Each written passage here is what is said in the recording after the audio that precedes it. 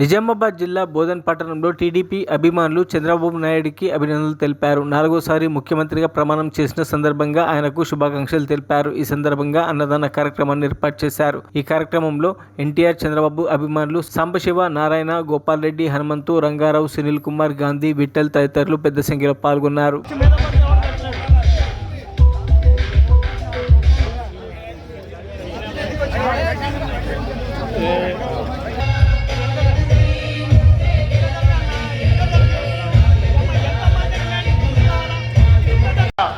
చిరాగ్ పాశ్వాన్ గారు, రామ్మోహన్ నాయుడు గారు, అనుప్రియ పటేల్ గారు. నాయుడు గారి ప్రమాణ స్వీకార మహోత్సవ సందర్భంగా గతంలో మేము 50 రోజులు దీక్ష చేయడం జరిగింది. ఆ దీక్ష చేసిన సమయంలో పెద్దలు చాలామంది చాలా రకాలుగా సహకరించారు. అటువంటి దానికి నేటి రోజున ఇక్కడ మన తెలంగాణ రాష్ట్రంలో కూడా వ్యతిరేకంగా మాట్లాడారు. ఆ వ్యతిరేకంగా మాట్లాడిన వాళ్ళందరూ తుడిచిపెట్టుకుపోయారు. అట్లాగే ఏపీలో అక్రమ అరెస్టుతో అక్కడ ఆ గవర్నమెంట్ పడిపోయింది. దేశంలోనే ఇవాళ ప్రధానమంత్రిని ఫలానా వాళ్ళు అని చెప్పి చెప్పగల స్థాయికి చంద్రబాబు నాయుడు గారు వెళ్ళడం జరిగింది. అటువంటి దానికి నేటి రోజు అన్నదాన కార్యక్రమం ఏర్పాటు చేయడం జరిగింది. దానికి మా బోధన ఎమ్మెల్యే సుదర్శన్ రెడ్డి గారు కూడా వచ్చి అన్నదాన కార్యక్రమాన్ని ప్రారంభోత్సవం చేయడం జరిగింది. దీనికి కార్యక్రమానికి ఇచ్చేసిన పెద్దలకి, సహకరించిన పెద్దలందరికీ పేరు పేరున ధన్యవాదాలు తెలియజేస్తూ అందరూ భోజనం చేయవలసిందిగా కోరుతున్నాం.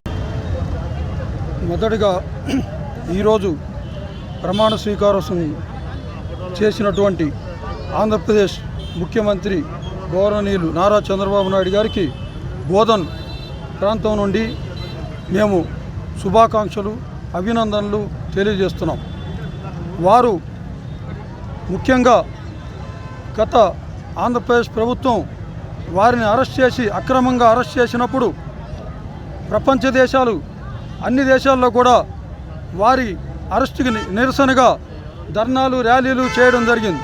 అందులో ముఖ్యంగా బోధన్ ముఖ్య పాత్ర భూమిక వహించింది. ఆ రోజు నిర్విరామంగా, నిరంతరంగా ఇక్కడ బోధన్లో ఆ రోజు చంద్రబాబు నాయుడు గారి అక్రమ అరెస్టుని నిరసిస్తూ కంటిన్యూస్గా ఇక్కడ ధర్నాలు, ర్యాలీలు చేయడం జరిగింది. రిలే నిరాహార దీక్షలు కూడా చేయడం జరిగింది. ఆ రోజు ఇక్కడ మాట్లాడిన ప్రతి ఒక్కరు కూడా ప్రతిజ్ఞ చేయడం జరిగింది. ఆంధ్రప్రదేశ్లో ఉన్నటువంటి రాక్షస పరిపాలన కూలిపోతుందని చెప్పడం జరిగింది. అదే నిజమైంది.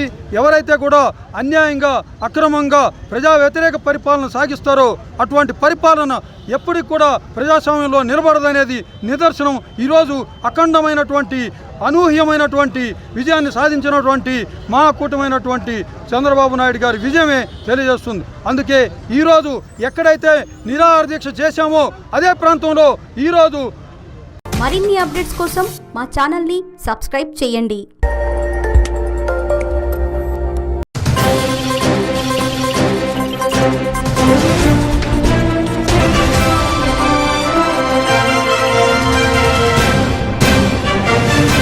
ముఖ్యమంత్రి రేవంత్ రెడ్డి ఇంటి ముందు గురుకుల టీచర్లు ఆందోళన చేపట్టారు. అక్కడే ఉన్న తీర్మాన మల్లనకు అడ్డుకున్న టీచర్లు, మోకాలపై నిల్చొని దండం పెడుతున్న టీచర్లు.